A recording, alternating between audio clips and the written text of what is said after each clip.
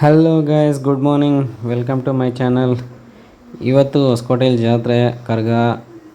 ರಾತ್ರಿ ಎಲ್ಲ ಫುಲ್ ಜಾತ್ರೆ, ರಾತ್ರಿ ಎಲ್ಲ ಜಾಗರಣೆ ಮಾಡಬೇಕು ಅಂತ ನಾನು ಬರೋಣ ಡಿಸೈಡ್ ಮಾಡ್ಕೊಂಬಿಟ್ಟಿದ್ದೀವಿ.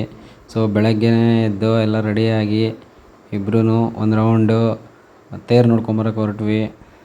ಸೊ ತೇರು ನೋಡಿಕೊಂಡು ಹಂಗೆ ಪಾಪ ನಮ್ಮ ವರುಣ್ ಒಳ್ಳೆ ಕಟಿಂಗ್ ಮಾಡಿಸಿದ್ದಾನೆ ನೋಡಿ. ಹಿಂದೆ ಸಖತ್ತಾಗಿ ಬುಲೆಟೆಲ್ಲ ಮಾಡಿಸ್ಕೊಂಡು ರೆಡಿಯಾಗಿ ಬಂದಿದ್ದೀವಿ.